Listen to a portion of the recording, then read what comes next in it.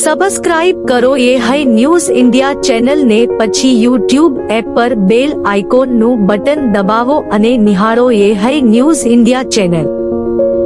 Audio Jungle. Banaskantha જિલ્લાની ભારત પાકિસ્તાન આંતરરાષ્ટ્રીય border પર એક પાકિસ્તાની ઘૂસણખોરને રાત્રિના સમયે બીએસએફ જવાનોએ ઠાર માર્યો છે. બોર્ડર પાર કરીને ઘૂસણખોરી કરતા શખ્સને પ્રથમ બીએસએફ જવાનોએ ચેતવણી આપી હતી, છતાં ભારતની સરહદમાં ઘૂસણખોરી કરતા આખરે બીએસએફ જવાનોએ 2 રાઉન્ડ ફાયરિંગ કરી તેને ઠાર માર્યો છે. ઘૂસણખોરીનો પ્રયાસ કરનાર પાકિસ્તાનીને ઠાર માર્યા બાદ બીએસએફ દ્વારા તેની ઓળખની પ્રક્રિયા હાથ ધરવામાં આવી છે. ઓળખ પ્રક્રિયા પૂર્ણ થયા બાદ બીએસએફ દ્વારા સત્તાવાર તેની માહિતી આપવામાં આવનાર છે. જોકે આ ઘૂસણખોરીના પ્રયાસ અને એન્કાઉન્ટર અંગે બીએસએફ દ્વારા પ્રેસ રિલીઝ જાહેર કરી પુષ્ટિ કરવામાં આવી છે. ઉલ્લેખનીય છે કે બનાસકાંઠા જિલ્લામાં ભારત પાકિસ્તાની બોર્ડર ઉપર સતત બીએસએફ જવાનોનો પહેરો હોય છે. 24 કલાક બીએસએફ જવાનો પેટ્રોલિંગ કરી સરહદ ઉપર ઘૂસણખોરી અને ભારતમાં ઘૂસવાના પ્રયાસોને રોકે છે. આવી જ એક પેટ્રોલિંગ દરમિયાન આ બનાવ બન્યો હતો, જેમાં પાકિસ્તાની ઘૂસણખોર માર્યો ગયો હતો. આ ઘૂસણખોરે કયા ઈરાદા સાથે ભારતમાં ઘૂસવાનો પ્રયાસ કર્યો હતો તે તમામ વિગતો બીએસએફ દ્વારા એકત્રિત કરવામાં આવી રહી છે. બનાસકાંઠા જિલ્લાના થરાદની નર્મદા મુખ્ય કેનાલમાં મૃતદેહો મળવાનો ઘટનાક્રમ યથાવત છે. આજે ફરી 2 મૃતદેહો મળી આવ્યા છે. આ મૃતદેહમાં એક યુવકનો અને બીજો યુવતીનો મૃતદેહ છે. બંને પ્રેમ પ્રકરણમાં આપઘાત કર્યાની આશંકા છે. થરાદ ફાયર બ્રિગેડ ને ડેલ પુલ અને સણધર પુલ વચ્ચે મૃતદેહ હોવાની જાણ થતાં તેઓ તાત્કાલિક ઘટના સ્થળે પહોંચ્યા હતા. બંને મૃતદેહને બહાર નીકાળી તેમના પરિવારજનોને સોંપવામાં આવે છે. મૃતક યુવક રામાભાઈ 2 બાળકનો પિતા છે, જ્યારે મૃતક યુવતી ભારતીબેન એક બાળકની માતા છે. બંનેના મોત અંગે કોઈ ચોક્કસ કારણ હજી સુધી જાણવા મળ્યું નથી, પરંતુ ફાયર બ્રિગેડના જવાન ધનજીભાઈએ એક નિવેદનમાં જણાવ્યું છે કે બંનેએ પ્રેમ પ્રકરણમાં આપઘાત કર્યાની આશંકા છે. બનાવને પગલે વિસ્તારમાં અરેરાટી વ્યાપી ગઈ છે.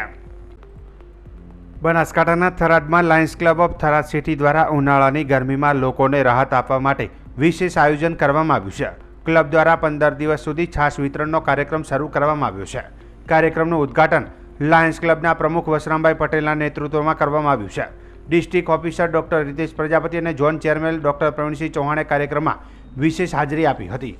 આ સેવા કાર્યમાં સ્થાનિક દાતાઓના મહત્વપૂર્ણ સહયોગ મળ્યો છે. ગુરુકૃપા ટાઇલ્સના અમિતભાઈ પટેલે છાયડાની વ્યવસ્થા કરી છે. આદેશ પરિવારે પાણીની સુવિધા પૂરી પાડી છે. થરાદના વિવિધ વિસ્તારોમાં છાશ વિતરણ કેન્દ્રો ઊભા કરવામાં આવે છે. બનાસકાંઠા જિલ્લા ભાજપ મહામંત્રી કનુભાઈ વ્યાસે વિશેષ અતિથિ તરીકે હાજરી આપી હતી. કાર્યક્રમમાં હેતલભાઈ સોની, અજયભાઈ ઓઝા, ભરતભાઈ પ્રજાપતિ, કીર્તિભાઈ આચાર્ય, જબ્બરસિંહ જાડેજા અને વિનોદભાઈ પટેલ સહિત અનેક સમાજસેવકો ઉપસ્થિત રહ્યા હતા. અને આ પહેલથી સ્થાનિક લોકોને ગરમી અને લૂથી રાહત મળશે. થરાદ મુકામે લાયન્સ ક્લબ દ્વારા છાશ વિતરણ કેન્દ્રનો ખૂબ જ સરસ કાર્યક્રમ કરવામાં આવ્યો છે. 15 દિવસ આ કાર્યક્રમ ચાલશે અને આ ગરમીમાં લોકોને છાશ મળે, ઠંડુ પાણી મળે અને ઊભા રહેવાની, બેસવાની, છાયડાની વ્યવસ્થા થાય, એના માટે લાયન્સ ક્લબના તમામ સભ્યો જબરજસ્ત મહેનત કરી રહ્યા છે. હું ખૂબ ખૂબ ધન્યવાદ આપું છું. તમામ ટીમને ખૂબ અભિનંદન આપું છું. વાવ થરાદ જિલ્લામાં જ્યારે આપણે છેવાડાના ગામ આવેલા છે, ગરમી એનો પ્રકોપ ચાલુ કરી દીધો છે, ત્યારે સેવાકીય સંસ્થાઓ, માન્ય દાતાશ્રીઓ સેવાની જે હરણફાળ ભરી રહ્યા છે, એની અંદર થરાદની અંદર થરાદ 4 રસ્તા ઉપર જ્યારે આખા તાલુકાની જિલ્લાની પબ્લિક અહીંથી ક્યાંય જવું હોય, ક્યાંય ઊભી રહેતી હોય તો છોયડા માટેની કોઈ વ્યવસ્થા નથી, ત્યારે દાતાના સહકારથી અમારા ઉત્સાહી પ્રમુખ શ્રી વસરામભાઈની આગેવાનીમાં એમની ટીમ સાથે અહીં છોયડાનું આયોજન કર્યું છે. અને આજથી ખાસ વિતરણ 15 દિવસ સુધી સતત ચાલશે. ફ્રી ઓફ છાશ વિતરણ. આવી ગરમીની અંદર કોઈ પણ લોકોને પાણીની તકલીફ ના પડે, ગરમી વધુ થાય નહીં, લૂ લાગે નહીં, એના માટે છાશ વિતરણનો કાર્યક્રમ Lions club of Tharad city દ્વારા કરવામાં આવ્યો છે. એમાં જે લોકો દાતાઓએ સહકાર આપ્યો છે એનો અમે લાયન્સ ક્લબ વતી આભાર વ્યક્ત કરીએ છીએ. અને લાયન્સ સંસ્થા છેલ્લા 15 વર્ષથી થરાદ નગરમાં, થરાદ તાલુકામાં સેવાકીય પ્રવૃત્તિ કરી રહી છે. અને જ્યારે જ્યારે સેવાની જરૂર પડે ત્યારે લાયન્સ ક્લબ હાજર છે. અમારા લાયન્સ ક્લબના મુખ્ય આગેવાન એવા ડૉક્ટર રીતેશભાઈ પ્રજાપતિ, હેતલભાઈ સોની, પીરાભાઈ નજાર, ડૉક્ટર પ્રવીણસિંહ ચૌહાણ તેમજ તલાટી સાહેબ કીર્તિભાઈ આચાર્ય, વગેરે અમારા બધા સાથીઓ સાથે મળીને જ્યારે ગમે એવી પરિસ્થિતિ હોય, પૂર હોય, કોરોના હોય, એની અંદર સેવા માટે બધા તત્પર છે અને જાહેર જીવનની નિસ્વાર્થ ભાવે સેવા કરી છે. ત્યારે બધાને ખૂબ આવકારું છું, બધાને આભાર વ્યક્ત કરું છું. Lions club of Tharad city દ્વારા ઉનાળાની કાળઝાળ ગરમીમાં લોકોને રાહત મળે તેના માટે લાયન્સ ક્લબ તરફથી છાંયડાની વ્યવસ્થા અને સતત 15 દિવસ સુધી ઠંડી છાશનું વિતરણ કરવાનું અમારા લાયન્સ ક્લબના બોર્ડ ઓફ ડિરેક્ટરે નક્કી કર્યું છે અને આજે એનો પ્રથમ દિવસ છે. લોકોને ઠંડી છાશ પી અને બહુ આનંદ મળે છે અને અમારી ટીમ, સમગ્ર ટીમને બહુ આનંદ થાય છે કે એક સેવાનું કાર્ય થયું. અમારી સાથે અમારા લાયન્સ ક્લબના ડિસ્ટ્રિક્ટ ઓફિસર રીતેશભાઈ, અમારા ડિસ્ટ્રિક્ટ ઓફિસર પ્રવીણસિંહ અને સર્વ મેમ્બરો, મંત્રી શ્રી દિનેશભાઈ, પ્રમુખ કીર્તિભાઈ આચાર્ય, રતનસિંહભાઈ તલાટી, ગુમાનપુરી અને બધા હીરાભાઈ નજાર સાહેબ, બધા જ લાયન મિત્રોનો ખૂબ ખૂબ આભાર અને પત્રકાર મિત્રોનો પણ ખૂબ ખૂબ આભાર કે અમારા સર્વ કાર્યક્રમોને પ્રસારિત કરે છે લોકોને. Thank you. Lions club of Tharad city દ્વારા આ વખતે વસંતભાઈ પ્રમુખ છે અમારા, એમના કાર્યકાળ દરમિયાન કાળાજાળ ગરમીમાં દર વર્ષે લાયન્સ ઠંડી છાશનું વિતરણ કરતું હોય છે. ગયા વર્ષે બસ સ્ટેન્ડમાં કર્યું હતું અને આ વર્ષે 15 દિવસ સુધી સતત આ છાશનો કાર્યક્રમ ચાલુ રહેશે કે જેથી કરીને આવી ગરમીમાં જે આવતા જતા માણસોને એકદમ રાહત મળે. અને એ કાર્યક્રમનો આજે પહેલો દિવસ છે અને એમાં અત્યારે ઉપસ્થિત અજય ઓઝા સાહેબ, CS ત્રિવેદી સાહેબ અહીંયા ઉપસ્થિત છે અને લાયન્સ ક્લબના સૌ મેમ્બરો અને દાતાશ્રીઓ પણ અહીંયા ઉપસ્થિત છે અને સતત 15 દિવસ સુધી આ કાર્યક્રમ ચાલશે અને લાયન્સ ક્લબ દર વર્ષે આવા સતત કાર્યો કરતું રહે છે. હવામાન વિભાગે આપેલી આગાહીના પગલે ખેડૂતોના પાકને લઈને નુકસાની ન થાય તે માટે હાલ તબક્કે દાતા માર્કેટયાર્ડમાં ખરીદી કરવા માટેની મનાઈ કરવામાં આવી છે તેમજ હરાજી પણ બંધ રાખવામાં આવી છે. ખેડૂતોને પોતાનો પાકેલો માલ વરસાદ કે વાવાઝોડાના કારણે બગડે નહીં તે માટે ઘરમાં જ મૂકી રાખવાનું માર્ગદર્શન કરાયું છે. દાતાના ખેતીવાડી ઉત્પન્ન બજાર સમિતિમાં પણ વેપારીઓ ગોડાઉનમાં પડેલા માલને ઢાંકી દેવાયું છે. બાકીનું ખુલ્લામાં પડેલા માલને પણ સગે વગે કરવામાં લાગી ગયા છે. 2 થી 3 દિવસ વરસાદના આગાહીના પગલે જિલ્લા વહીવટીતંત્ર તરફથી પણ સાવચેતીના પગલાં લેવા પરિપત્ર કરાયા છે. તેના પગલે દાતા APMCના ચેરમેને ખરીદી બંધ રાખવાને કોઈ જણસી માર્કેટયાર્ડમાં નહીં લાવવા ખેડૂતોને સૂચન કર્યું છે. હાલ તબક્કે માર્કેટયાર્ડમાં સન્નાટો છવાયેલો જોવા મળી રહ્યો છે ત્યારે વેપારીઓ પણ પડેલા માલને યોગ્ય વ્યવસ્થા કરવામાં લાગ્યા છે. વાતાવરણ બગડેલના અનુસંધાને સરકારના વરસાદના પરિપત્રના કારણે અમે ખેડૂતોનો માલ ન બગડે એના માટે ખેડૂતોને પણ સૂચન કરેલ છે. માર્કેટયાર્ડમાં જણસી લાવવાનું ના પાડેલ છે અને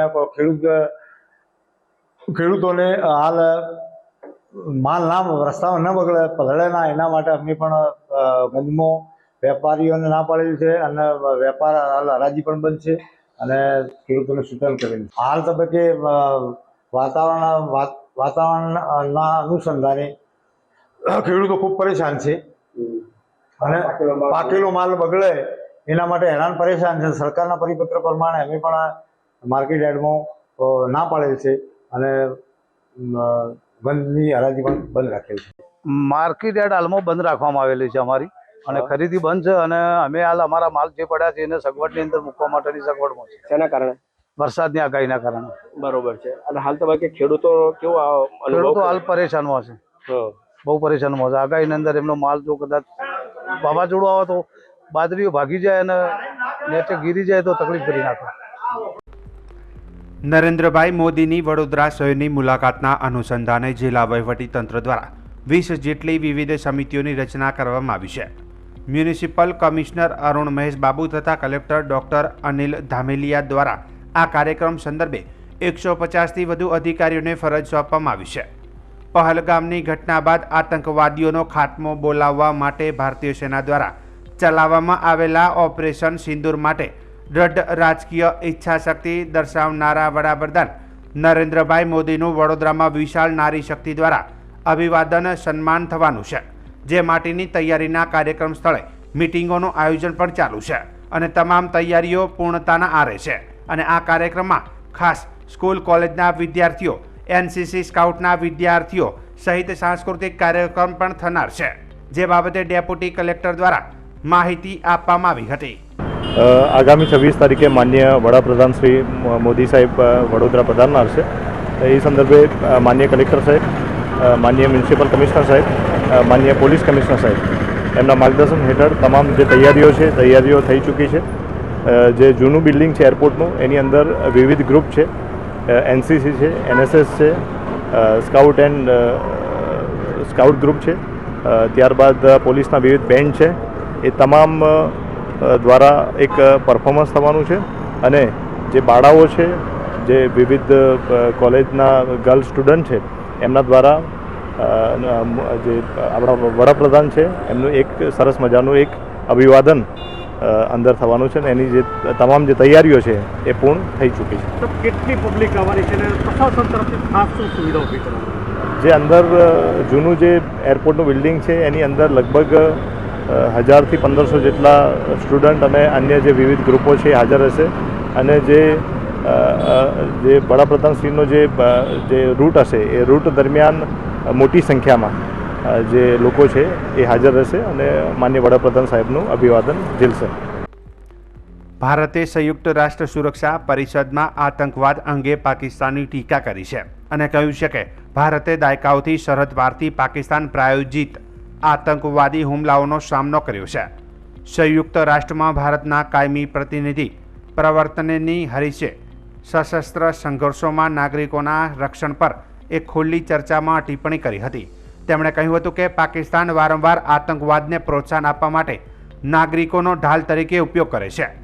વિશ્વએ ઓપરેશન સિંદૂરમાં મારા ગયેલા કુખ્યાત આતંકવાદીઓના અંતિમ સંસ્કારમાં પાકિસ્તાનના વરિષ્ઠ સરકારી પોલીસ અને લશ્કરી અધિકારીઓને હાજરી આપતા જોયા છે. India entered into the Indus Water Treaty 65 years ago in good faith. The preamble of the treaty describes that the treaty was concluded in a spirit of goodwill and friendship. Throughout the 6.5 decades, Pakistan has violated the spirit of the treaty by inflicting 3 wars and thousands of terror attacks on India. However, Pakistan has continued to block consistently any changes to this infrastructure and any modifications of the provisions which is permissible under the treaty. In fact, in 2012, terrorists even attacked the Tulbul navigation project in Jammu and Kashmir. These cynical acts continue to endanger safety of our projects and lives of civilians. It is against this backdrop that India has finally announced that the treaty will be in abeyance until Pakistan, which is a global epicenter of terror, credibly and irrevocably ends its support for cross-border terrorism. India has experienced decades of Pakistani-sponsored terrorist attacks across our borders. This has ranged from the horrific 26/11 attack on the city of Mumbai to the barbaric mass murder of innocent tourists in Pahalgam in April 2025. Pakistan has repeatedly used a civilian cover to advance the cause of terrorism.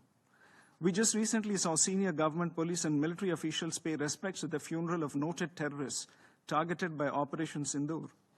A nation that makes no distinction between terrorists and civilians has no credentials to speak about protecting civilians.